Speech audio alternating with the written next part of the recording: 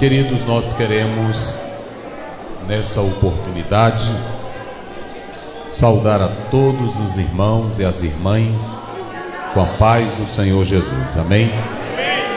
Quero cumprimentar o pastor desta igreja, pastor Eliseu, que nos recebeu com muita alegria, tanto a mim como a minha esposa. Ele é bem simpático e conversa bem também. Eu gostei que ele conversa bem e eu fiquei muito feliz de poder atendê-lo. Eu ainda estou um pouco adoentado, irmãos. Desde a semana passada, que eu estive aqui em São Paulo em outro evento, mas não muito bem da garganta, muito cansado. Nós também somos pastores ali no Maranhão, em São Luís, no campo Tirirical. Então eu até falei com ele da minha situação, mas não podíamos postergar esse momento, pois já havíamos marcado de estarmos aqui juntos, né? Deus abençoe a esposa, a irmã Ana Paula, né? Lá no Maranhão eles chamam missionária, né? As esposas dos pastores. Então Deus abençoe a missionária, em nome do Senhor Jesus, as demais irmãs. Aqui a cantora Miriam, né? Já esteve lá no Coroatá, né? Isso, lá na terra do meu pai, né? Amém. Deus continue lhe usando, sendo esse instrumento de bênção, canal de bênção, né? No louvor para todos nós. Ao pastor Jairo, meu amigo pastor Jairo, né? Já esteve conosco lá em nossa igreja, lá no Tirirical, ministrando a palavra de Deus. É um pregador, estudioso também da palavra. E nosso abraço ao Senhor, a sua filha que está aí ao seu lado, em nome do Senhor Jesus. Deus abençoe. A esposa, não é isso? A esposa que está aí, Deus abençoe em nome do Senhor Jesus. A todos os pastores e irmãos, em nome de Jesus. Aqueles que nos acompanham já perguntaram se estaremos aqui hoje. Nosso abraço a todos, em nome do Senhor Jesus. Queridos, nós vamos, mesmo sentados, abrir as nossas Bíblias no texto que foi selecionado pelas irmãs. A secretária nos passou e nós estaremos falando da palavra de Deus. Em um livro de Kaular, que ele diz que Campbell diz que quando ia falar ou pregar, ele lia um texto 50 vezes.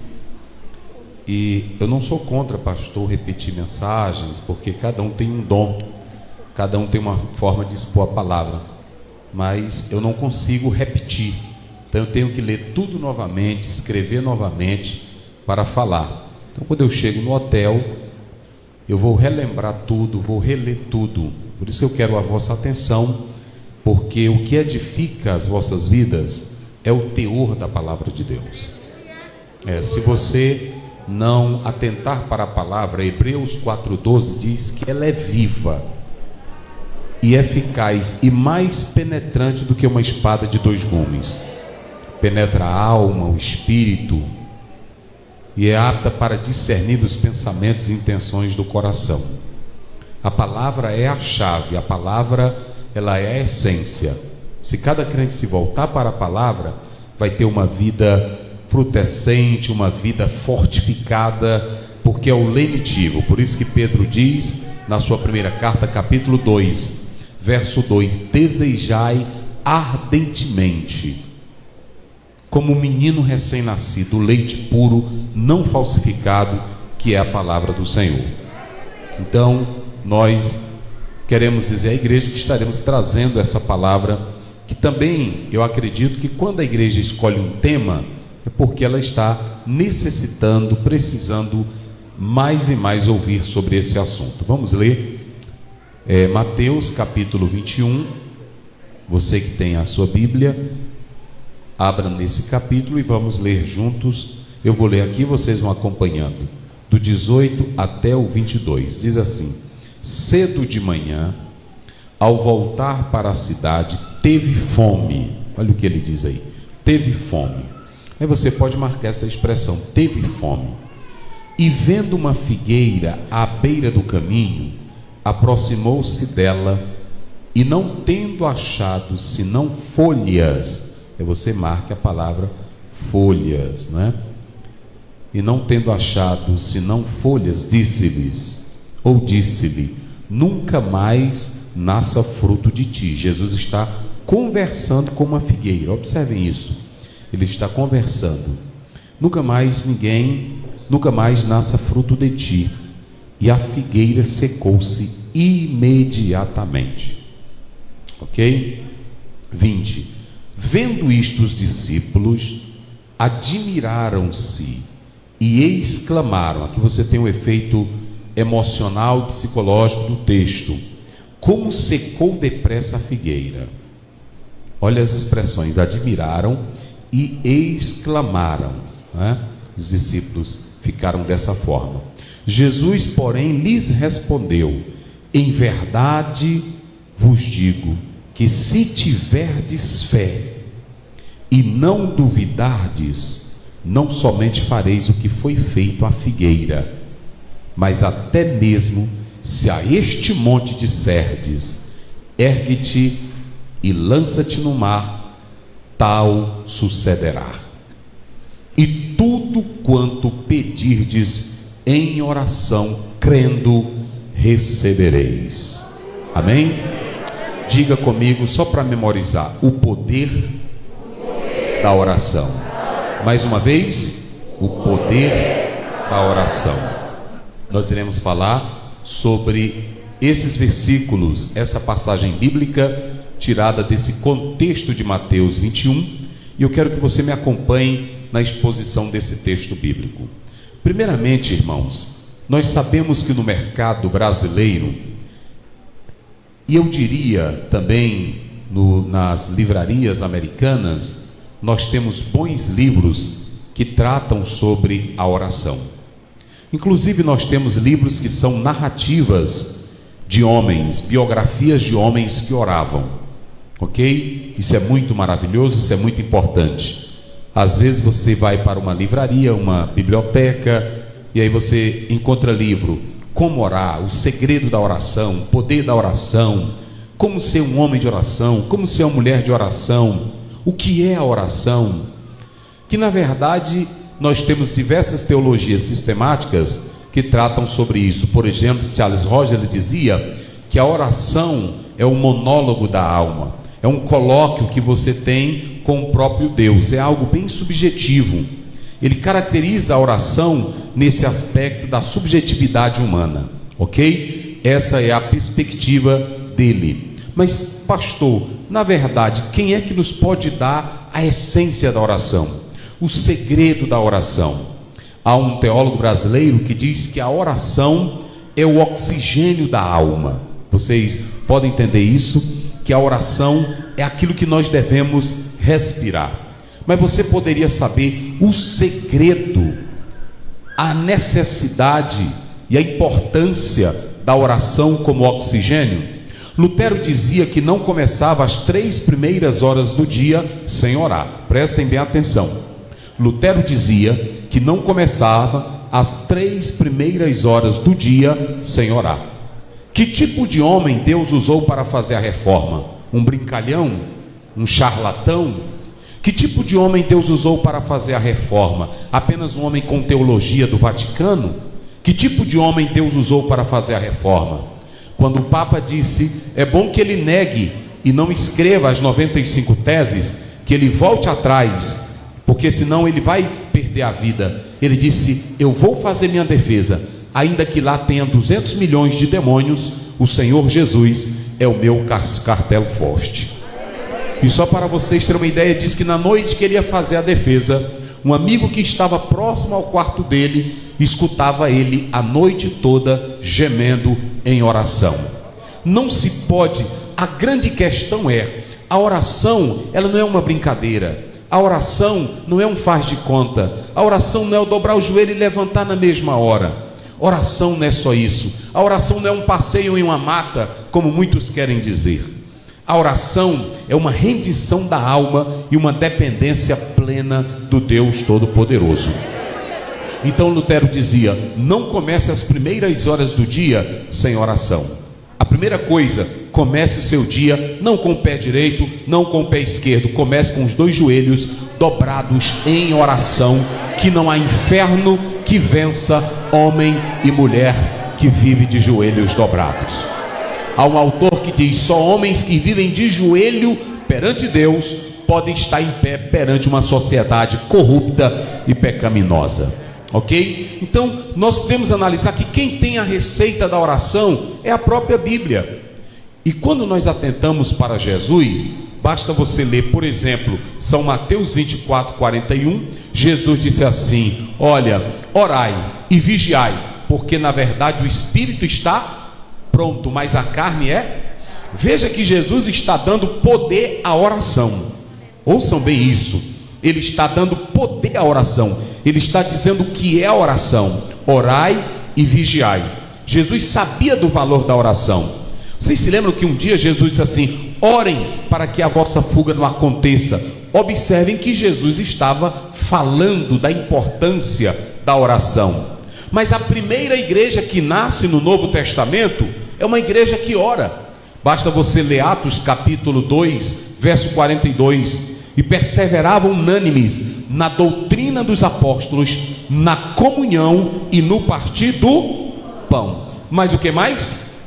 Nas orações. A igreja que tem muita ortodoxia. A ortodoxia é a doutrina correta, é a doutrina certa. Mas ortodoxia sem oração é fria. Às vezes tem homens que são grandes teólogos, grandes expositores da Bíblia, constroem seus arranha-céus teológicos, mas não oram. E erudição sem teologia é palha para a igreja. Erudição sem teologia, sem oração, é apenas teologia barata. Observem que a igreja primitiva tinha doutrina dos apóstolos, a igreja primitiva tinha comunhão com os santos, a igreja primitiva tinha santa ceia, tinha o ágape, mas tinha uma coisa que sustentava tudo isso, está no plural: as orações. Permaneciam nas orações. E sabe o que diz o próprio Tiago no capítulo 5, verso 16? Ele diz da seguinte maneira: olha como é que Tiago começa: confessai as vossas culpas uns aos outros e orai uns pelos outros. Ponto. Aí ele diz: a oração do justo pode muito em seus. Prestem bem atenção. Pastor, e por que eu oro tanto e Deus não me abençoa? Deixa eu te dizer uma coisa. Salmo 37, 23. Os passos de um homem bom. Vamos lá, diga bem forte comigo. Como é que diz? Os passos de um homem bom são o quê? Às vezes tu ora demais, mas tu não tens a pureza divina na alma. Às vezes tu jejua muito, mas é muito fuxiqueira, curviteira. Às vezes tu ora muito, mas é falso, é fofoqueira. Às vezes tu ora muito, mas é invejoso. Deus não vai te responder. Deus não vai te responder.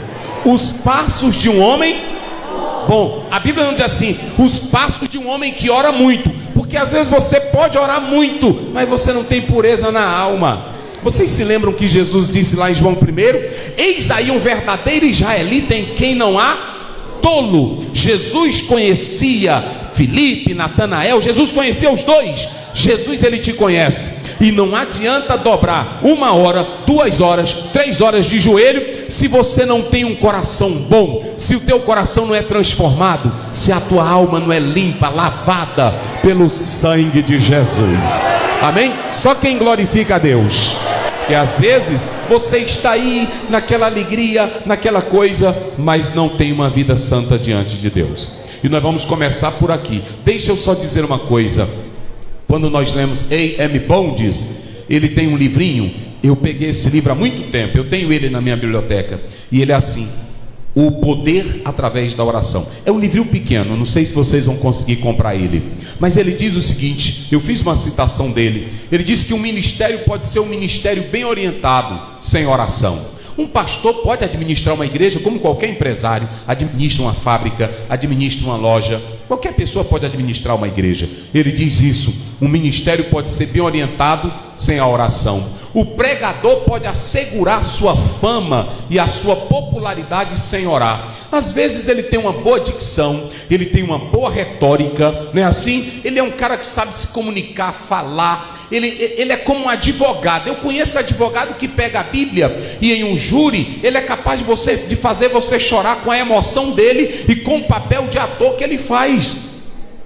Ele tem um ardor, ele tem uma emoção. Emoção e ardor não quer dizer que Cristo está com você. Às vezes você pode ser um brincalhão no púlpito, às vezes você pode ser uma pessoa cheia de retórica, você pode ser uma pessoa com um vocabulário polissêmico, você pode ser uma pessoa extrovertida, mas deixe eu te dizer uma coisa: você pode até segurar uma mensagem e uma fama sem a oração. Há muitos hoje que têm fama e têm nome, mas não têm oração na vida.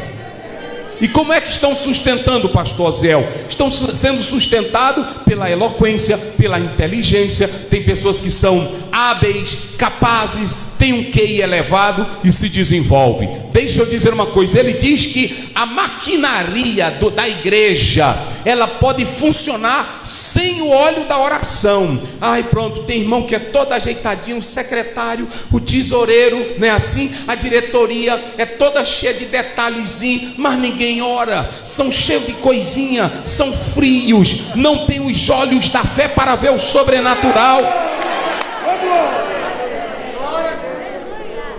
Então ele diz que a maquinaria da igreja, ela pode até funcionar. Agora tem uma coisa que nunca funciona, meus irmãos. Eu quero dizer, ministério espiritual para expulsar demônios, para ver Deus operar, para fazer paralítico andar, cego enxergar, só se tiver cheio da oração.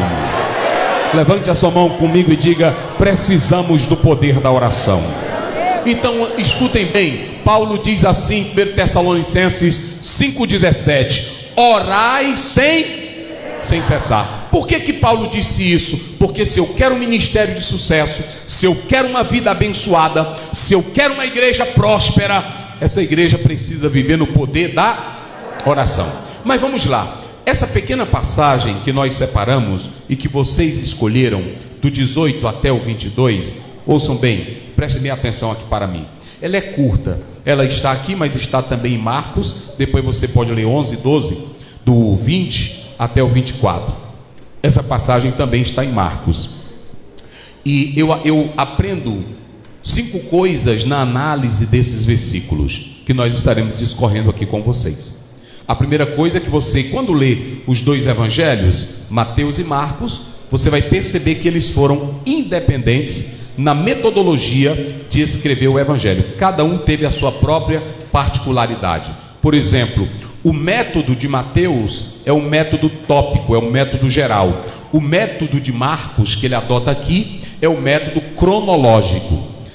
Mateus, ele conta a história toda desse acontecimento como se fosse uma só. Já Marcos, ele vai separando os detalhes do assunto. É por isso que você vê essas narrativas, elas são diferentes. Se vocês analisarem, um vai dizer cedo e o outro vai dizer pela manhã, mas uma análise entre ambos não cria qualquer dissonância para tirar a inspiração, a autoridade do texto. Então, quando você for ler esses 2 textos, vocês têm que entender que Marcos separa os acontecimentos, ainda que seja no mesmo dia. Por exemplo, a purificação do templo, ela acontece na segunda-feira à tarde.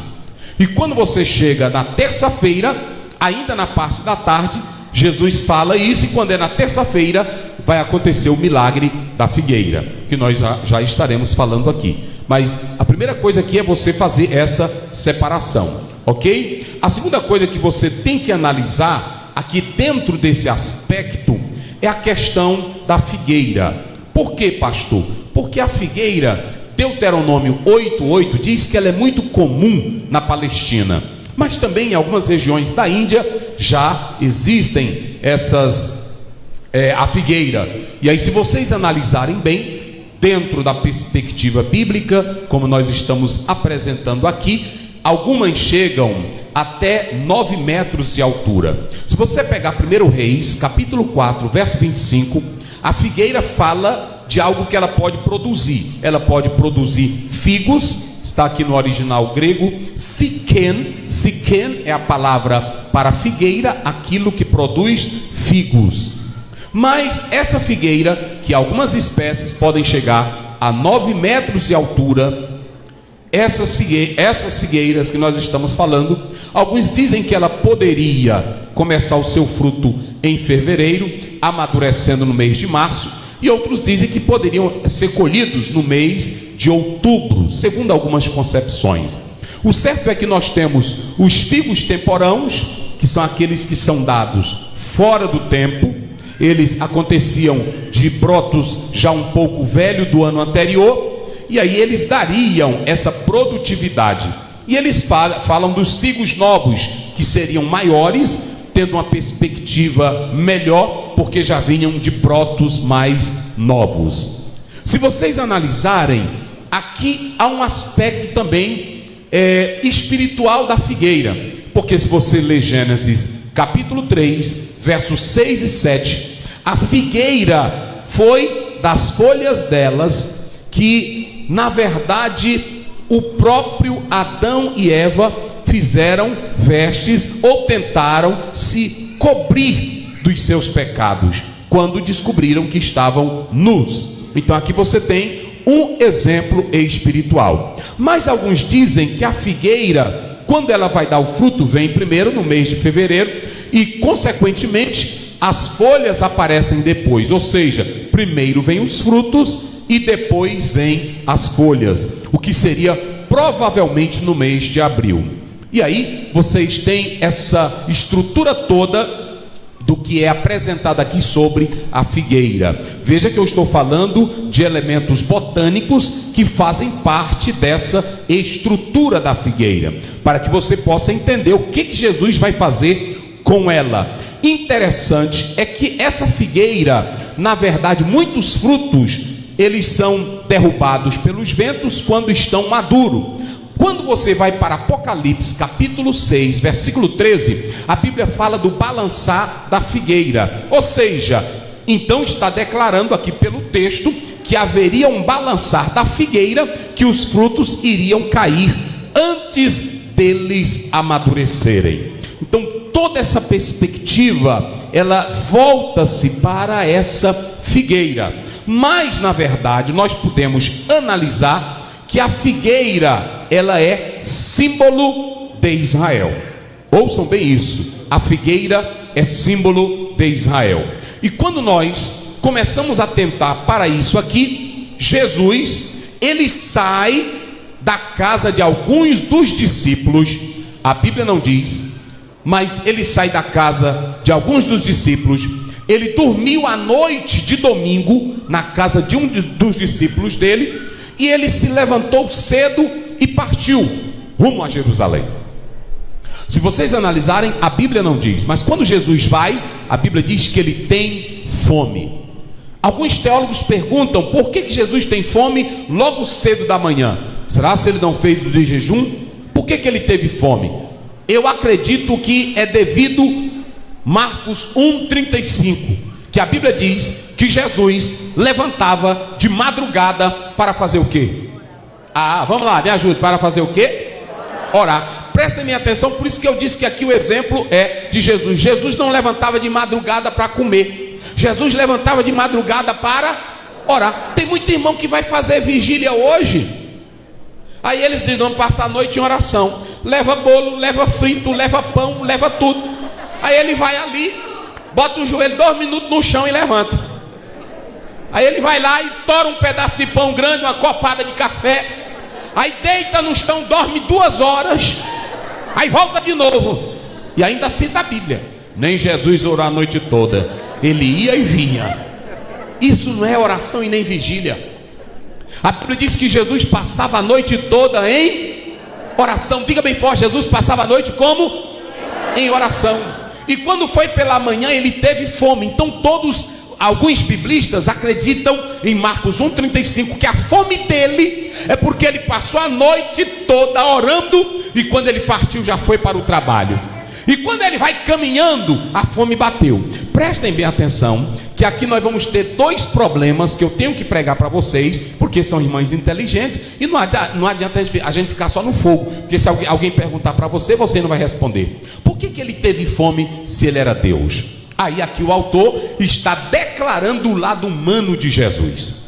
Porque quando Jesus estava aqui na terra, ele é tanto humano como ele era também divino. Eu não vou mexer com essa questão, porque, como dizia o próprio Santo Agostinho, eu posso pecar ou eu posso ficar doido da cabeça, porque eu não entendo essa questão das duas naturezas. Eu sei que Jesus tinha, mas eu não entendo.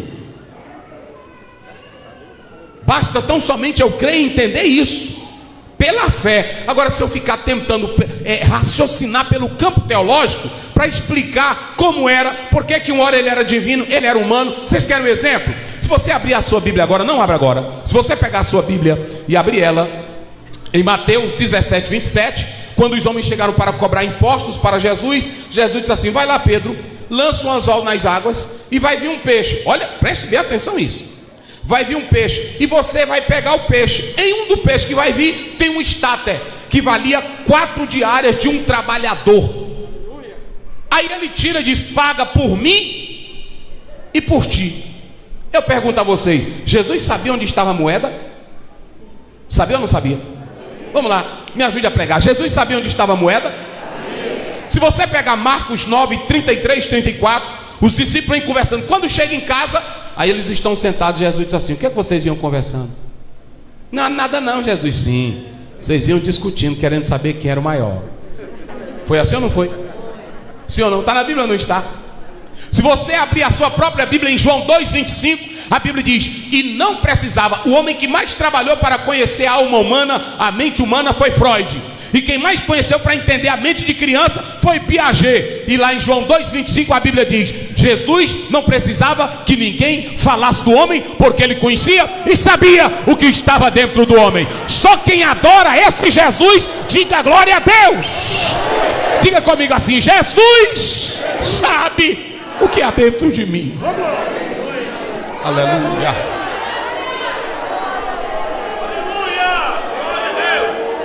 É por isso que no culto eu não preciso estar toda hora. Diga aí, meu irmão, para Jesus, o que é que tu está sentindo? Levanta a tua mão e toca nele. Não é tu mesmo, é na tua casa, é na rua, é na praça. Ele te conhece, ele te entende, ele te vê, e ele sabe o que está dentro da tua alma.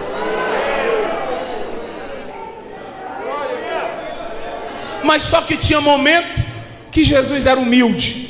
Ele não se valia das prerrogativas divinas. Filipenses capítulo 2, versículo 7. Ele tomou a forma de servo e humilhou-se. Por exemplo, ele disse assim: olha, vocês não sabem, nem o pai, só o pai, mas o filho não sabe a vinda. Ele estava falando do aspecto humano. Quando ele vai partindo para a figueira, observe que a Bíblia diz que ele teve o quê? Me ajude a pregar. Ele teve o quê? Fome. Só quem tem boca bem forte. Ele teve o quê? Fome. Ele teve o quê? Fome. Então aí vocês podem observar que é um lado humano. Mas tem outro aspecto do lado humano que aqui vai acontecer em Jesus. Sabe qual é o outro aspecto? É que ele se aproxima de uma figueira. E na figueira, o que ele vê na figueira?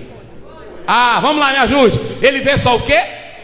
Como é que Jesus é Deus e ele se aproxima da figueira sabendo que não tem frutos para procurar fruto nela? Por que ele faz isso? Já observaram isso?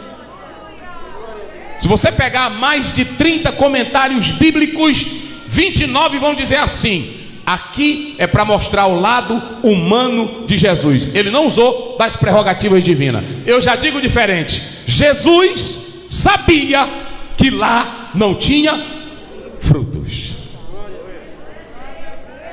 Mas se ele estava com fome, Jesus já era acostumado a passar fome.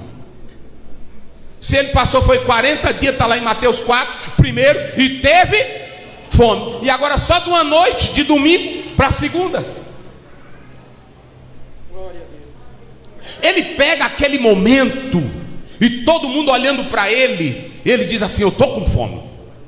Eu estou com fome. Mas ele olha e vê a figueira. Vamos dizer que era abril, as folhas lindas. Só que há um filósofo que diz o seguinte: que as folhas, elas são as aparências da árvore. A folha não é a essência da árvore. A essência da árvore é o fruto. O que diz que é pé de laranja não é só a folha, porque às vezes tem folha que parece com folha de laranja. Mas quem diz realmente que é pé de laranja é o fruto. Quem diz que tu é crente não é teu pulo, não é teu grito, não é tua suada, é o que tu produz.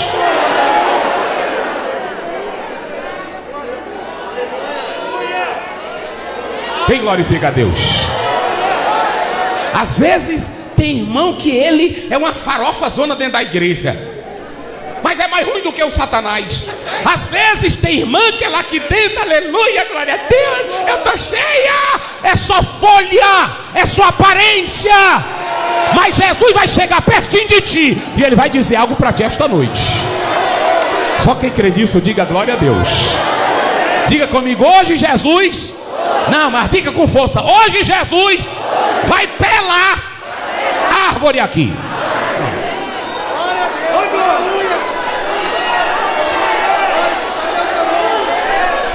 Pastor Ziel, olha para cá, irmão. Jesus não tem brincadeira. Jesus em João 15, 1:2, ele diz assim: eu sou a videira e meu pai. Pronto. Toda vara. Olha para cá. Jesus não quer tu nele só sugando a seiva dele. Jesus não quer tu nele só tirando o óleo dele. Na hora que tu trisca nele, ele sabe que tu triscou nele. Eita glória!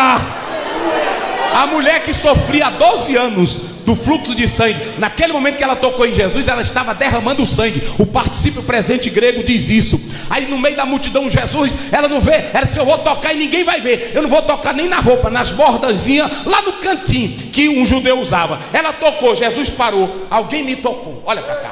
Porque de mim saiu o quê? Não, diga bem forte. De mim saiu o quê? Só quem tem boca. De mim saiu o quê? De mim saiu o quê? É diferente. Tem crente aqui que quando abre a boca de Jesus, glória a Deus, Jesus recebe lá. Tem crente aí que mesmo caladinho, chorando, derramando lágrimas, Jesus está recebendo o teu tocar nele. Eita glória a Deus. Agora ele diz: a vara que está ligada em mim, só querendo beber dele. Tem crente aqui que na igreja só: Jesus me dá, Jesus eu quero, Jesus me entrega. Cadê aquela bênção de 30 anos? Jesus diz: tu é uma vara véia seca, que eu vou despelar ela. Hoje eu corto ela. Olha para cá. Jesus não quer ninguém encostado nele que não dê nada. Amém? Amém, irmãs?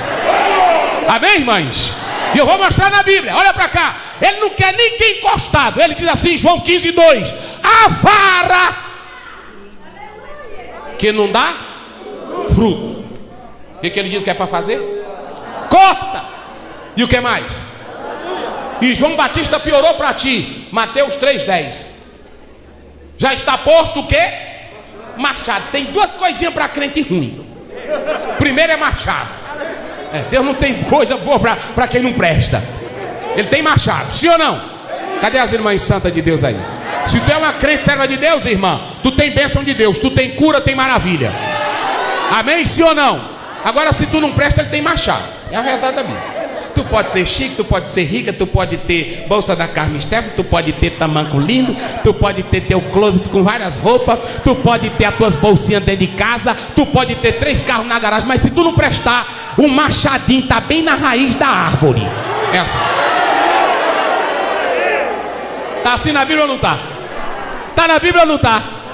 Tá na Bíblia. Aí a Bíblia ainda diz mais. Olha o que João diz: o machado está posto à raiz da árvore. Aí ele diz: aqui não presta, ele vai cortar e jogar onde? Agora Jesus disse assim: mas aqui está ligado em mim, que dá fruto. Oh glória a Deus. Só quem pode levantar a mão e dar glória para ele? Corta, limpa ela, poda ela, para que dê mais frutos para a glória de Deus. Então vamos lá, olha para mim aqui. Jesus chega, aí ele parte, os discípulos tudinho com ele e todo mundo, porque Jesus ensinava tanto falando, como também com gestos, com analogia. Aí ele chega, aí ele olha para a árvore. Irmão, olha, chega. Jesus olha, e aí ele dá uma olhadinha, a bichona bonita, toda linda, né? Ei, mas é linda, olha. Aí ele pronto, ele olhando aqui, né? Cadê? Procurando um figo, né? Mas ele sabia que não tinha. Ele sabia. E aí todo mundo olhando, e os judeuzão tudo: o que esse homem está fazendo?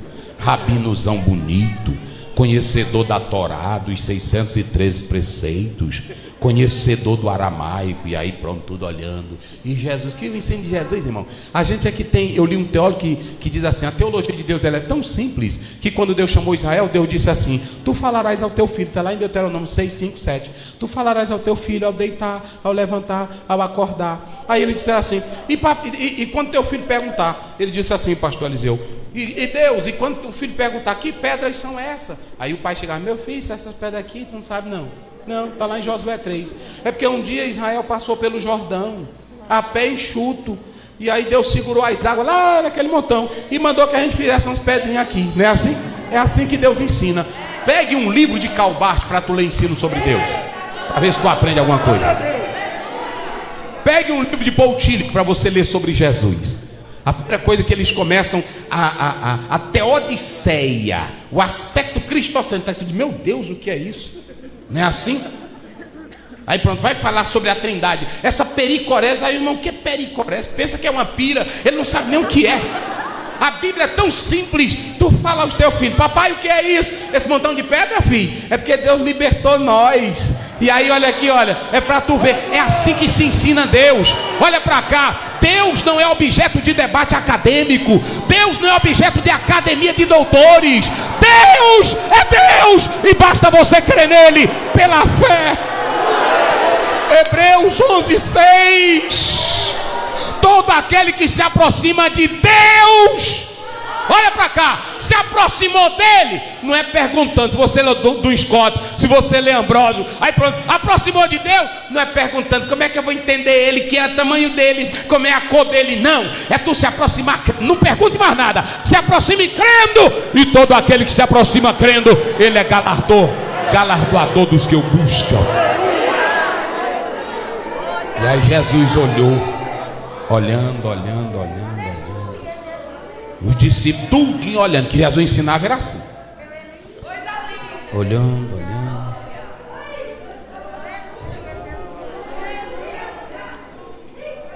Eu pergunto aqui à igreja: a árvore tinha culpa? A árvore tem poder moral? Hein?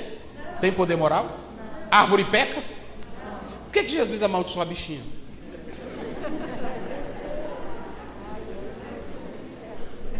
Porque mesmo, vocês sabiam, baseado em Lucas, capítulo 13, versículo 6, você lê em casa, baseado em Lucas, capítulo 13, versículo 6, 9, Jesus falou de uma parábola de uma figueira estéril.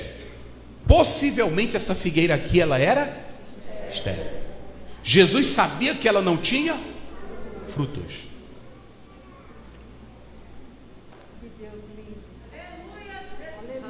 Talvez um discípulo, simplesmente, o texto não diz isso, eu não gosto de inventar isso, mas quem sabe perguntou: Jesus, tu não sabe que não é período? Eu disse: eu sei.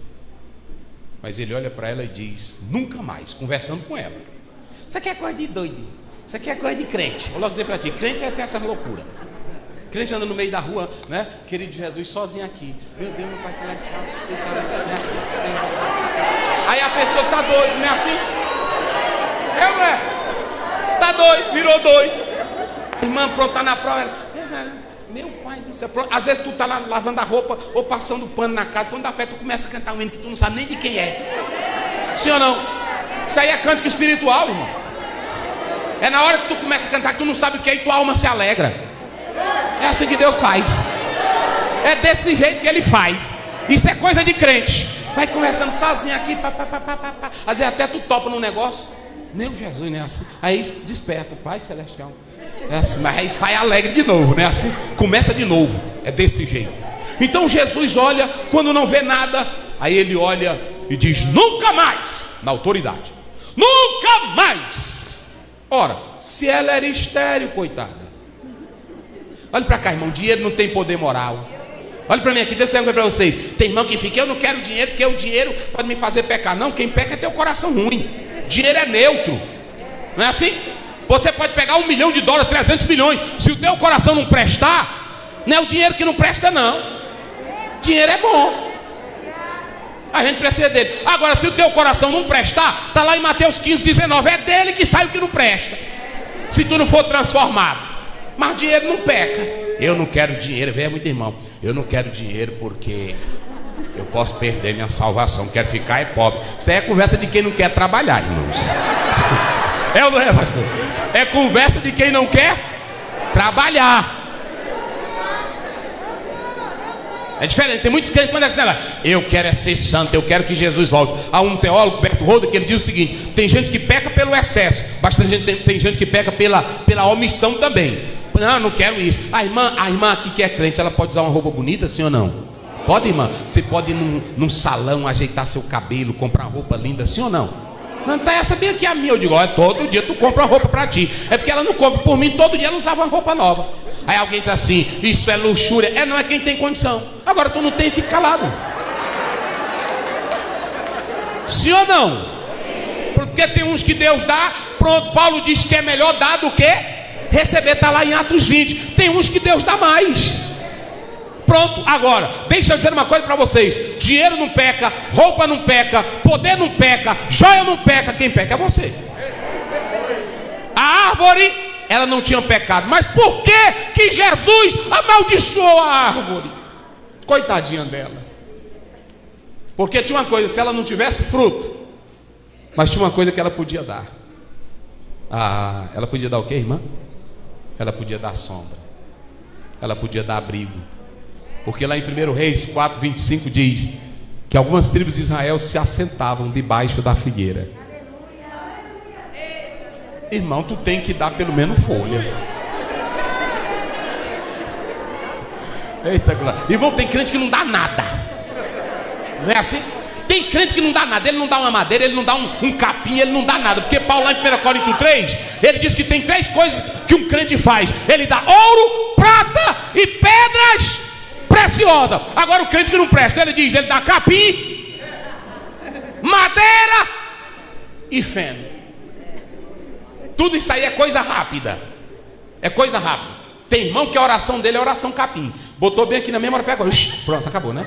É desse jeito. O feno é um matinho seco também. E a madeira, o cupim entra, o fogo pega, na mesma hora vai embora. Você pega aqui uns gravetos secos, bota, aí faz o fogão, não é assim? Na mesma hora o fogo faz o quê? Isso aí eu li um teólogo que diz que são emergências rápidas de quem não tem comunhão verdadeira com Deus. Quem tem comunhão com Deus, irmão, não quer nada fácil. Quando a Araúna chegou e disse, Davi, eu vou te dar aqui, ele disse, não, senhor. Não, senhor, eu conheço meu Deus. Eu não quero dar nada para ele que não me custe o quê? Um preço. Oh, glória a Deus. Quem glorifica o Senhor Jesus esta noite?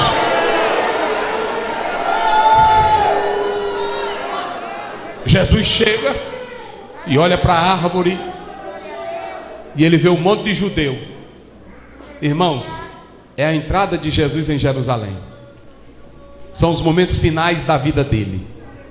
São os momentos finais da vida dele. E antes dele morrer, ele quer botar moral na casa. Você não pode ler esse texto aqui e falar isso aqui, porque tem crente que pega só isso aqui, no círculo de oração. E tudo quanto pedires em oração, crendo. Aí, minha irmã, tu não está vendo, irmã? É tudo que tu crê, minha irmã. Não faça isso. Todo esse texto aqui está ligado ao seu contexto. Se vocês analisarem a primeira coisa, Jesus vai entrando em Jerusalém. A segunda coisa, quando ele entra em Jerusalém, ele vê o templo. Um monte de judeu dizendo que estava orando, dizendo que estava adorando a Deus. E ele começa a derrubar tudo, a quebrar tudo. E aí ele grita, a minha casa é o quê? Casa de oração. E se não podia levar aleijado nem nada, ele vai no templo e cura cegos, aleijados. Aí o pau vai quebrando. Ele começa a fazer a limpeza no templo. É assim. Tem que ter limpeza, meus irmãos. Olha para cá. Não adianta você ficar, eu quero minha bênção, segura o anjo, cadê o anjo? Toca. Nada. Tem que começar com limpeza da casa. Vida limpa.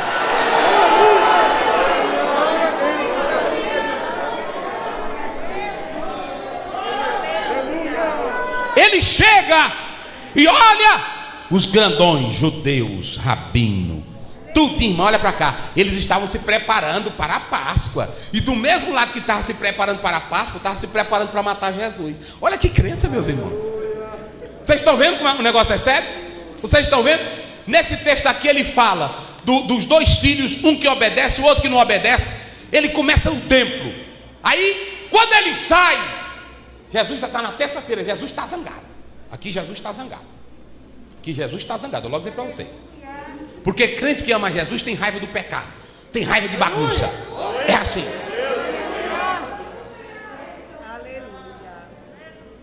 Aí ele chega. Aí os discípulos tudinho olhando para ele, calado. Os doutores judeus tudinho do lado. Ele disse: nunca mais alguém coma fruto de ti. Vamos embora, discípulo. Aí saíram. Aí os discípulos ficaram olhando assim. Em menos de 24 horas. Quando foi no outro dia, os discípulos, Jesus não ligou. Jesus não ligou, ele foi passando e o discípulo: mestre, está sendo da vida. Mestre, Jesus, o que é natural? Eu vou explicar uma coisa para você essa noite. Natural, no natural dele, o natural espiritual. Mestre, ele disse: o que foi? Secou. Ele disse: sim. Ele disse: mas tem um outro mistério. Está lá em Marcos. O que é? Secou até a raiz. Tem um hino aí que vocês cantam, não tem? Que é o, como é que diz? Ao cheiro das águas, que está lá em Jó, né? Aí pronto, isso aí é para crente sincero. Isso aí é para crente verdadeiro. Crente que não é sincero, Jesus vai secar ele até a raiz. E depois que seca, toca no mato e joga no fogo. Porque Jesus, irmão, ele quer homem e mulher de verdade, de coração transformado. Quem crê assim, diga glória. Aí pronto, Jesus disse assim: olhe para cá, irmão. Por que Jesus olhou para a figueira? Vamos me ajudar a pregar aqui. Por que ele amaldiçoou a figueira se a bichinha não tinha nada a ver? Ela não tem efeito moral. Por que, igreja? Me ajude aí, participe comigo. Cadê as irmãs? As irmãs, por que, minhas irmãs? Vamos lá, me ajude aí. Por que ele mandou secar a figueira? Vamos lá, ô filhas de Deus, quem me ajuda aí?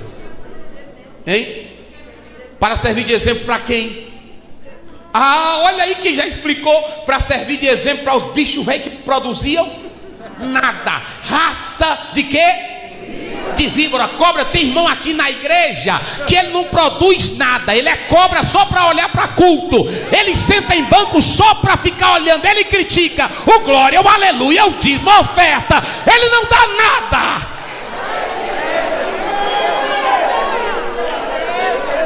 É assim. Porque está na Bíblia. Está na Bíblia ou não está? João 6, os discípulos chegaram com a etiquetazinha: Jesus, é porque teu discurso foi pesado hoje. A gente até estava animado, porque estávamos ganhando aí uma popularidade. Mas aí quando tu falou comer tua carne, teu sangue, eita discurso doido. Jesus olhou para eles tudinho: vocês também querem ir embora? Eu não tenho um discurso para agradar vocês. Não tenho um discurso para agradar vocês. Eu não tenho um culto para agradar vocês. Vocês dão culto para me agradar, viu, meu irmão? Jesus não tem culto para te agradar. Tem irmão que anda procurando culto para agradar ele. O pastor que agrada ele, a canção que agrada ele, o livro que agrada ele, a mensagem que agrada ele, o pregador que agrada ele. Quem te agrada é se o teu coração é transformado. Você adora a salvação que Cristo te deu. Aleluia. Ele olhou e amaldiçoou. Olha para cá agora. Quando ele disse ninguém mais, aí ele olha para o judeuzão. Oh, bichão. Cheio, irmão, tem gente aí que entra na igreja. Paz do Senhor, pastor, né? Pastor, é o seguinte, eu achei seu comentário da lição da Bíblia, né? É assim ou não é? Faltou assim um pouco de quintessência. E eu não encontrei nesse seu processo pensante uma dialética convincente. Aí o pastor fica olhando para ele, né? Fica olhando para ele. Porque pastor, hoje veja bem, nossa Pleiade, ela é elitizada. E como é elitizada, a gente precisa de um vocabulário mais polido, mais invernizado.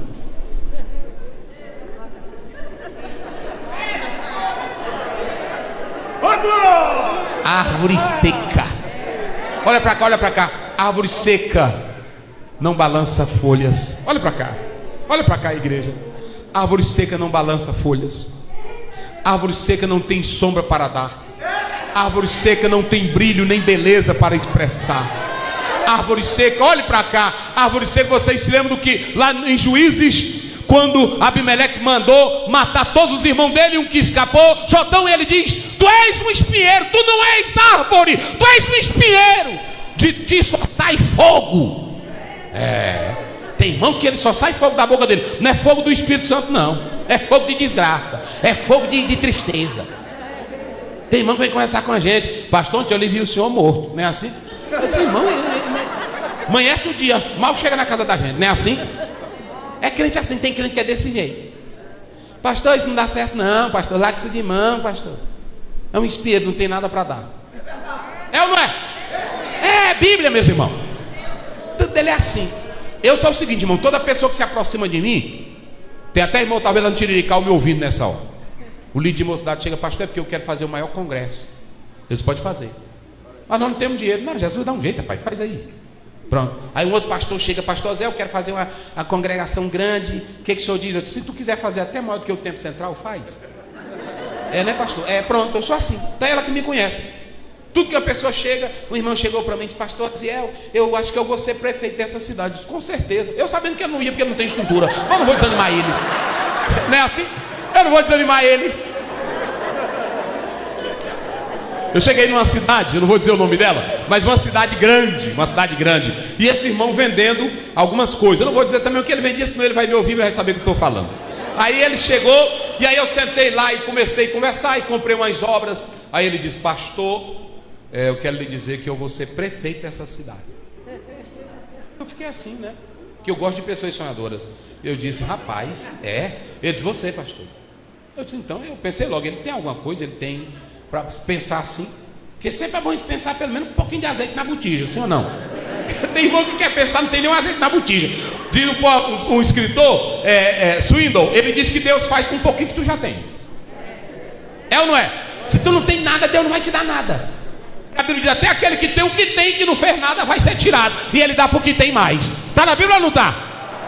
Na parábola dos talentos eu fico pensando que Jesus podia pegar o outro e dar para o que ganhou apenas 2, mas ele dá porque ganhou 10. 5, tinha mais 5, ele dá para ele mais. Por quê? Porque ele pega 1 e dá para ele. Por quê? Porque quem ganhou 5 tem condição de administrar mais 1. Sim ou não? Aí pronto. Aí ele disse: eu vou ser prefeito dessa cidade grande. Eu disse: ô irmão, glória a Deus, rapaz. Pois é, pastor, e eu quero o senhor quando eu ganhar no culto da minha posse. Eu disse: mas senhor, sinceramente, eu venho na hora. Só que eu pensando que ele era um bichão. Aí quando eu saí, eu disse: rapaz, glória a Deus. Eu falando com o irmão de lá da cidade: glória a Deus. Eu encostei ali na casa do irmão e ele me contando uns planos. Vai ser prefeito. Ele disse: ô pastor, o senhor é doido, é? Eu disse: não. Ele disse que vai. Não, pastor, isso aí é loucura. Pastor, esse senhor não tem nada. Eu disse: não, mas deixa ele pelo menos sonhar. Não é assim? Deixa ele sonhar, não faz mal. Mas deixa eu dizer uma coisa: você tem que produzir alguma coisa, sim ou não? Se você ler a sua Bíblia em João, capítulo 15, verso 16: não escolheste vós a mim, mas eu escolhi a vós, e vos nomeei, e vos designei, para que vades e dê, e o vosso fruto. Ei, diga isso aí bem forte: o vosso fruto faça o quê?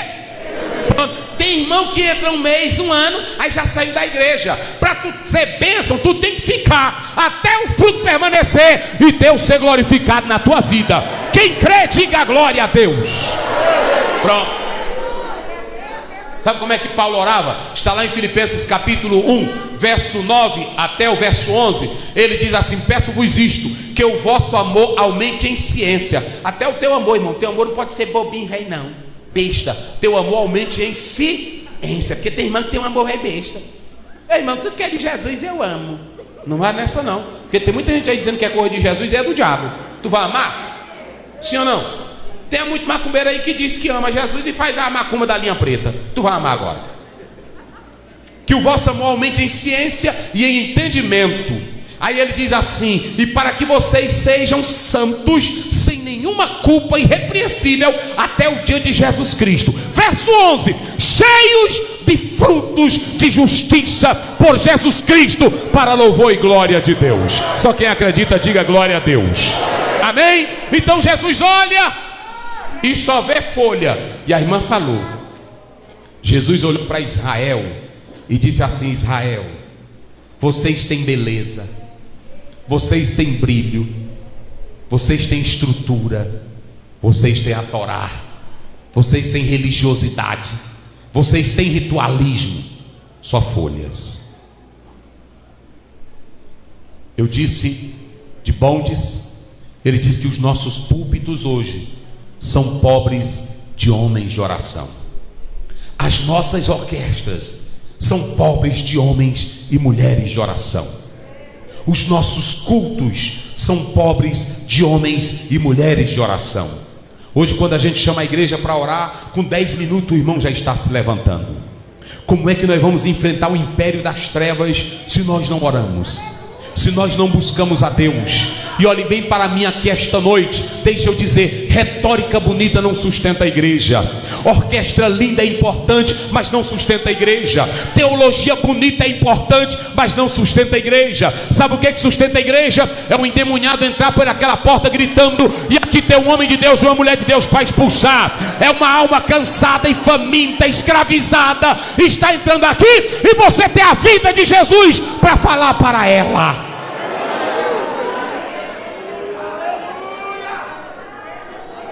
Só folhas. Diga comigo, irmãs, folhas. As irmãs estão com a camisa, até que a minha esposa gosta dessa cor.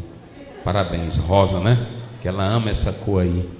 E é bonita, irmão. Estou vendo aqui várias irmãs bonitas. Agora eu vou lhe fazer um pedido: não seja folha. Não seja só folha, minha irmã. Às vezes você é uma serva de Deus, é bonita, vai para o shopping. Você passa tantas horas no shopping, cabelo bonito. Aí você diz: ah, o meu marido, aqui ó, aqui tem potência. Vá nessa não. Vá só nessa não. Tu tem que ser potência para ele, na vida sexual, no prazer, na beleza, não é pecado. Mas você não pode ser só essa folha. Não é assim? Tem muitas irmãs que são lindas, mas é só folha. Quando ela topa com as outras, né? Colega, né? Assim. Aí pronto, viu? Olha aqui a chave do meu carro, né? Aí pronto. Chama para churrasco na casa dela, joga logo uma televisão zona grande e elas ficam conversando a tarde todinha. Chama tua casa para oração. Chama teu lar para oração. Guarde teu marido com oração. Guarde a vida dele com oração. Chama teus filhos, olha para cá, eu vou dizer a verdade de Deus. Tem mãe que o menino, só porque está na universidade, está belo, está bonito, está importante, ela pronta, ele é só com os amigos. Esse aqui é o meu filho, ele é amigo do filho do desembargador fulano de tal. Essa é a besteira nossa, essa não é, irmão? Isso aqui é filho do desembargador. Isso aqui é do primeiro TJ. E às vezes teu filho está andando com o filho do desembargador ou de um juiz que está nas drogas. Sim ou não? Pronto, eu louvo a Deus. Talvez ela está me assistindo. Ontem minha filha terminou medicina, mas ela está aí, está aqui a mãe dela. Todo dia eu dizia para ela: olha, tu já falou por doutor lá? Papai, é só o doutor. Fala para eles, senão para o inferno. Diz para eles que Jesus é quem salva. É assim, tá ela que sabe. Eu disse: olha, se Deus te der um talento e tu não usar ele para a glória dele, não vai valer de nada. Mas tem filho e tem mãe que ela só que é da elite, né? Assim, meu filho é amigo da filha do fulano de tal. Ai, meu filho está namorando. Amanhã pode entrar uma desgraça para a tua vida. Vocês sabiam que Jacó, por não vigiar e não cumprir o voto dele, quando ele voltou da terra de Padã Arã, aí um rapaz entrou, deflorou a filha dele, Diná, e o resultado, os dois irmãos entraram, mataram a cidade toda. Jacó de novo teve que fugir, desestruturou toda a vida por causa dos filhos. Seja uma mulher de Deus, seja uma mulher linda, seja atraente para o teu marido, porque preste bem atenção, irmão, você pode ser uma santa de Deus. Paulo diz em 1 Coríntios 7, 33, 34: a mulher casada cuidem como agradar o marido. Ele não diz primeiro ao Senhor, não, é ao marido, depois é ao Senhor. Pronto. É assim, porque tu casou, então pronto, aguenta a pancada. Casou, aguenta a pancada. É desse jeito, não tem esse negócio não. Agora, pronto, tem um momentozinho de oração, sim ou não? Entrou no teu quarto, fechou a porta, pronto. Aí vou tirar aqui 10 minutos de oração enquanto meu marido chega. Mas na hora que ele chegar, se levante. Sim, meu velho, não é assim? Como é que tá, meu velho? É assim. Eu tô aqui, meu velho. Pronto, eu tô linda, tô bonita. É assim, vem, meu filho, pronto. Eu vou pro culto, tem muita irmã aí que ela diz pro marido: tu vai, Satanás, tu vai me empatar de fazer a obra, diabo. Pois eu te repreendo, diabo. Faça isso não, santa. Faça isso não. A Bíblia diz lá em 1 Pedro 3:1 que a mulher crente e o marido descrente, ela tem um comportamento que até ganha ele para Cristo Jesus. Cadê as mulheres de Deus aí? Diga glória. Olha para mim aqui, santa. Não seja só folhas. Não seja só folhas. Seja uma mulher de Deus. Seja uma mulher crente. Quando você lê 2 Reis capítulo 4, a mulher chega para Eliseu: isso aqui é mulher de Deus, mas isso é mulher crente. O débito grande, ela diz: meu profeta, o meu marido morreu. Ele era crente, mas morreu assim. Talvez deu um problema, um ataque cardíaco, ele morreu. E tu sabe que ele era fiel. E eu não tenho nada. Diz: o que é que tu tem em casa, santa? Apenas um pouquinho de azeite. Pois vai para casa, tranca a porta, pega a vasilha. É assim que é uma mulher crente. Deus tem mistério para vocês, irmãs, mas que vocês fiquem na obra de Deus, não sendo só folha. Seja uma folha bonita. Você pode se balançar, você pode dar sombra, amém? Uma coisa boa é sombra, sim ou não, irmão? Teve um homem na Bíblia, eu vou perguntar aqui rapidinho para vocês. Teve um homem na Bíblia, só porque Deus tirou a sombra dele, ele disse: eu quero morrer, me mata, me mata, me mata. Quem foi? Aí vamos lá, quem foi? Ô, coisa boa é sombra. Foi Jonas. Então preste bem atenção. Olha para mim aqui. Vocês precisam entender esta noite uma coisa: você pode ser uma mulher bela, pode ser uma mulher linda, pode ser uma mulher rica, pode ser uma mulher inteligente, pode ser uma juíza, pode ser uma doutora. Agora, entrou em casa, você tem comunhão com Deus. Na rua, no comércio, na praça. É assim. Tá no lugar, a pessoa olha para você: ali é uma mulher de Deus. Sim ou não? É uma santa de Deus. Agora não fique confiando só nessa sua belezinha não, só nesse tamancozinho, só nessa sainha, ou semi-sensual na igreja, ou andando seminua. Faça isso não. Seja uma mulher de folhas, mas também de frutos, para a glória de Deus. Só quem crê, diga glória a Deus. Então prestem bem atenção uma coisa, para me finalizar aqui esta noite. A Bíblia diz que Jesus olhou, amaldiçoou a figueira, para mostrar para eles. A figueira, irmão, quem era a figueira? Era Israel. E todos ali, Deus investiu. Se vocês pegarem Isaías capítulo 5, versículo 2, a Bíblia diz que Deus cercou a figueira. Deus fez o seguinte: ajeitou ela, colocou adubo na figueira, aguou, aí esperou que desse uvas boas, e deu o quê? Uvas bravas. Tem tanta gente, irmão, que Jesus investe nele. Até aqui na igreja a gente investe. Ô, irmão, tem hora que a gente já fica até triste. Se a gente fosse sair da igreja por causa disso, a gente já tinha largado. Tem crente que a gente investe tanto, cerca ele, bota água, sim ou não? Ajuda. Tem deles que a gente adula, e aí trata bem. Tem deles que a gente bota até no colo. Já fez isso aí? Vai visitar ele, visita 10 vezes. Teve um que eu visitei 10 vezes. Quando foi na última vez, a esposa chegou: pastor, não quero mais ficar na sua igreja. Eu disse: ah, meu Deus do céu, 10 vezes eu te visitei. Eu me zanguei nesse dia. Eu disse: irmã, eu te visitei 10 vezes. É, mas você sabe, a gente tem gosto diferente. Eu disse: vai embora, vai embora, vai embora, vai embora, vai embora, vai embora. Me dê minha carta. Eu disse: carta? Que não tem carta para tu não, santa, vai embora. Pronto. Irmão, tem crente que assim a gente aduba ele. Tem irmã aqui na igreja que as irmãs ajudam, né? Olha para cá, irmão, porque 1 ano, 2 anos, olha para mim aqui, ó. 1 ano e 2 anos você ser adubado, amém. Agora depois de 3 anos é tu mesmo, vai andar. Sim ou não? Paulo diz lá em 1 Coríntios 13, lá pelo 11: quando eu era menino eu falava como? Pronto, aceitou Jesus, a gente ajuda 1 ano, 2 anos, 3 anos. Depois de 3 anos, larga ele para tu ir cuidar de 8. Mas tem irmão que é 30 anos de crente: pastor, nunca mais o senhor veio aqui, tá difícil. 30 anos. É assim ou não é? Irmão, a gente liga: irmão, você não foi mais. Não. Eu vi um amigo meu dizendo o seguinte: que se fosse por causa de visita, Adão não desviava, porque todo cair da tarde Deus visitava Adão. Não era assim? E Adão caiu. Deixa eu dizer uma coisa para você: o que te sustenta, olhe para mim aqui agora, o que te sustenta é estar ligado em Jesus. Olhe para mim aqui: Jesus já te adubou, Jesus está te aguando com a torneira do céu. Jesus está te enchendo de glória aqui hoje. E olha para cá. Depois que ele diz, terminou tudo. Aí pronto, os doutorzão não ligaram não, procuraram a oportunidade para matar. Vou encerrar agora. E aí o Pedro e os outros discípulos, Jesus, que mistério é esse? Não foi assim? O que ele diz? Secou até...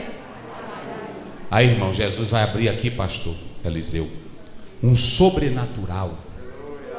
Olha para cá, isso aqui é profundo. Igreja viva é disso, irmão. Olha para mim, vou dizer uma verdade aqui para quem está aqui, para quem está me ouvindo aqui. Igreja não vive de beleza, a igreja vive é do sobrenatural.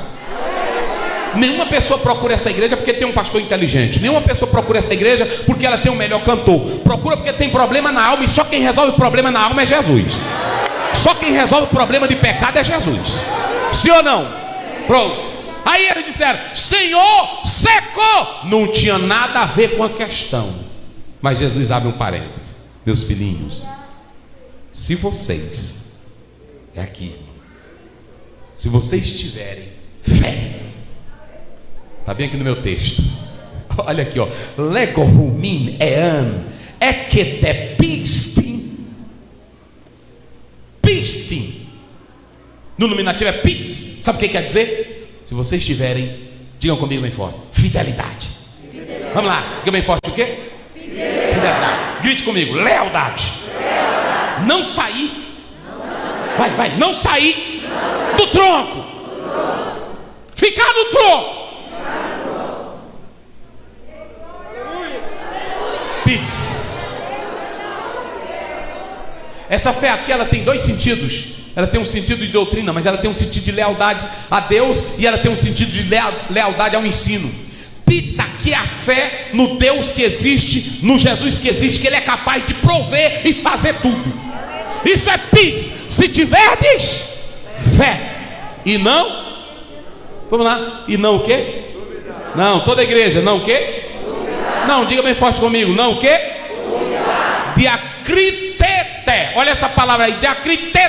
Vocês sabem o que ela quer dizer aqui? Essa palavra aqui, meus queridos irmãos, ela está no auristo, na voz passiva, no modo subjuntivo. Se vocês não duvidarem, sabe o que ela quer dizer? Se vocês não ficarem cocheando entre dois pensamentos, se vocês não ficarem em divergência, será se Jesus faz, né?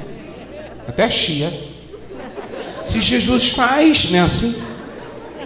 Isso ainda é para nós. Jesus disse: se vocês não duvidarem, olha aí, se vocês fizerem o seguinte, se vocês não criarem divergência com vocês mesmos, pronto, irmão, porque é assim. Tu tem que ficar aqui, Jesus, eu creio. Pode o pau quebrar, pode a casa queimar, pode o carro se acabar, pode a fazenda se acabar, pode o mundo virar de cabeça para baixo, como está em Salmo 46:10. Pronto, aquietai-vos e saber que eu sou Deus. Fica no teu lugarzinho quietinho. Nada de ir atrás de corrente, nada de ir atrás de pastor desesperado pela oração. Fica no teu lugar quietinho. Eu creio. Nem que tu tenha dores, tu tenha gemido, tu tenha grito, tu tenha pesadelo como tinha Jó, a boca está fedendo, os dentes caindo, aí abra a boca e diga como Jó 19:25, o meu Redentor vive, o meu Redentor vive, eu vou ficar aqui. Se tiverdes e não, Tiago vai melhorar para nós e diz, porque aquele que duvida, Tiago 1:6, é semelhante às ondas, levada e agitada para um lado. Não, tem crente aí, irmão. Irmão, então a nossa mulher deu, só pastor, mas é o seguinte, a prova está grande, eu já falei com o pastor Eliseu, não deu certo, ele orou, não funcionou. Falei com o pastor Oziel também, não funcionou. Eu fui na corrente dos 318, 528, eu já passei no Sal Grosso, eu fui atrás de um profeta, ele me revelou, ele me disse uma coisa, ele disse que não vai acontecer. Aí ele fica pingando como se tem na incerteza. Se tu é crente, está ligado no tronco, está ligado na videira, olha para cá, se tu é crente e está ligado na videira, fica no teu lugar. Fica no teu lugar e creia, não duvide. Olhe para cá, se não duvidar, Jesus, ele melhora a coisa assim, vocês vão fazer o quê? vocês vão fazer maiores. Não é assim que ele diz? Vocês vão fazer, não apenas, olha aqui, vocês vão olhar, olha, Jesus faz assim, virem para cá, Jesus diz, vocês vão olhar para o Mar Morto e vão dizer para o Monte das Oliveiras, aqui parece um absurdo. Jesus diz, vocês vão olhar para o Monte das Oliveiras e vocês vão usar o meu nome e vão dizer, Monte das Oliveiras, se arranquem e se lancem dentro do mar. Seria mais ou menos 1.200 metros para ser arrancado. Jesus estava falando hiperbolicamente, simbolicamente, tudo bem, mas ele estava dizendo o seguinte, que quando você alia fé e oração, sem dúvida, há mistérios sobrenaturais que ninguém explica. Quem acredita nisso? Vocês entenderam agora? Olha para mim aqui, não é só você orar. Não é só você orar, porque tem irmão que ora. E aí quando você pega esse versículo aqui, ele diz assim, e tudo quanto pedirdes em meu nome. Agora preste bem atenção. Maiperma diz uma coisa interessante. Se fosse tudo que tu pedisse em nome de Jesus, quando tu tivesse com preguiça, tu chegava em casa e dizia, vassoura, varre a minha casa em nome de Jesus. Era assim? A vassoura ia varrer ou não ia? Mas ele não fez isso. Não era assim, olha, ouçam bem, tudo que pedirdes em meu. Só que o crente só pede tudo no nome de Jesus pela palavra dele. O crente nunca pede exagero, porque o crente sabe o que é que está dentro da vontade de Deus. Quando você pede de acordo com a mas Jesus está dizendo aqui que quem crê nele, o sobrenatural acontece. Quem crê nisso aqui? Agora eu vou finalizar dizendo uma coisa para vocês aqui agora. Olhem bem para mim aqui. Em João 14:12, Jesus diz assim, quem crê em mim farás obras que eu, e as farás, porque eu vou para o meu. Pronto. Eu li um autor que diz que tanto obras físicas como sobrenaturais. E enquanto Jesus estava vivo já começou. Mateus 14. Pedro disse, é tu, Jesus? Deixa eu ir te ver. Jesus disse assim, vem. Um físico andando numa água física. Como é que pode? Um pescador simples colocou os pés nas águas e foi até o encontro de Jesus. Mas quando ele começou a duvidar, ele caiu. Outro exemplo, quando os discípulos voltaram, 10:17 de Lucas, quando voltaram, eles viram, olha como é que vinha crente assim, meu irmão. Lá vem eles alegre. Crente alegre. Não tem negócio de crente velho triste, não. Se você ler o Salmo 100, verso 2, servir ao Senhor com a cara feia, é assim? Não, como é que diz? Servir ao Senhor com o quê? Pronto, por que tu é alegre? Porque Jesus já te salvou, te libertou do pecado. Você vem para o culto não é para se alegrar, não, é porque tu é alegre em Cristo Jesus, o Filho de Deus.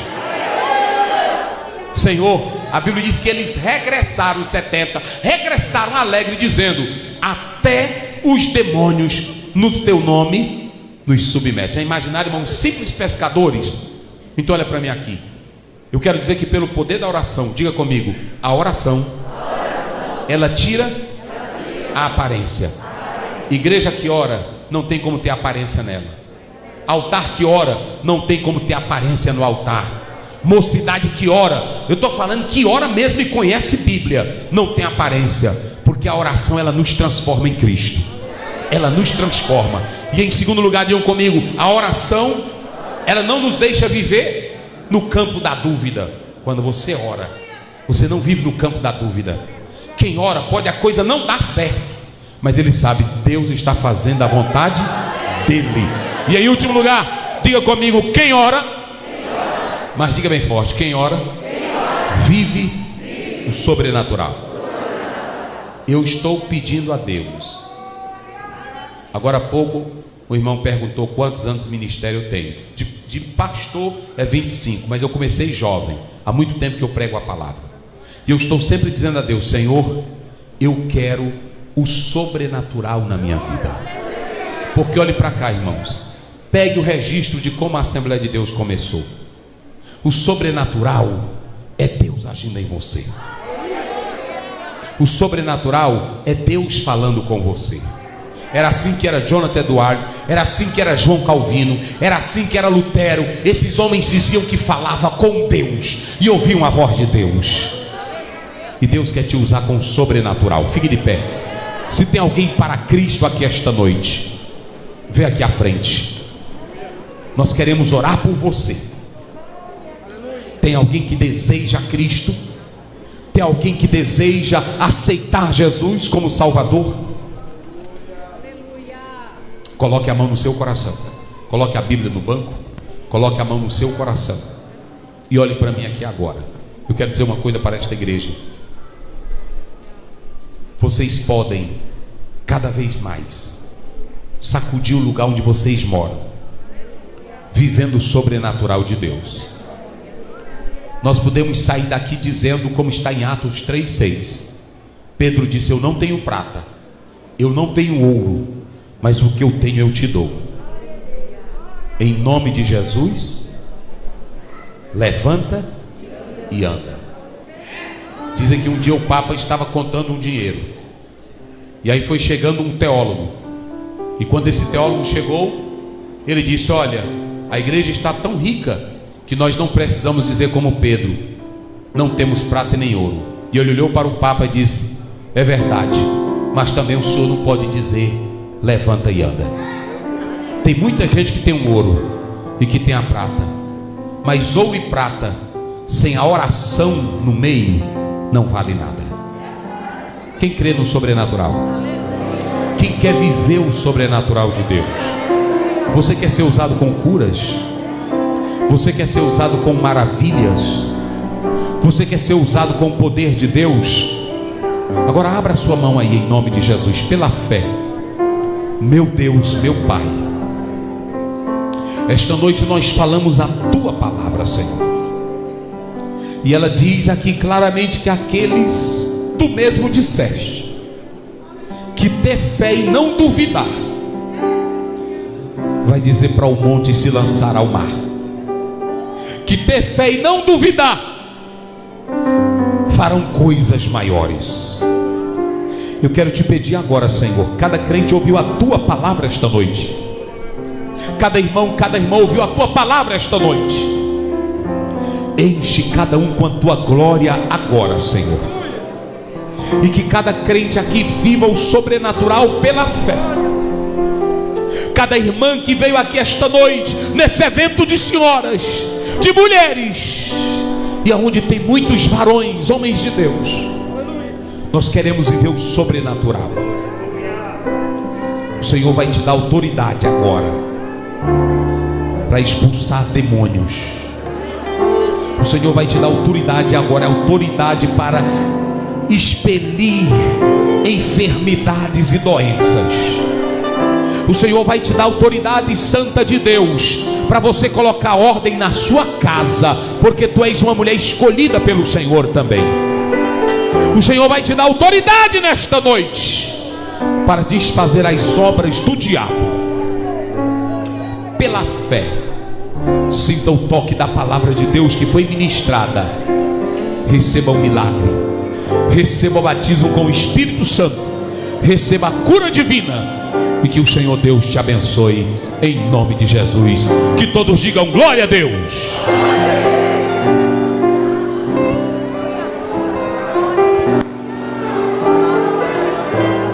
Yeah.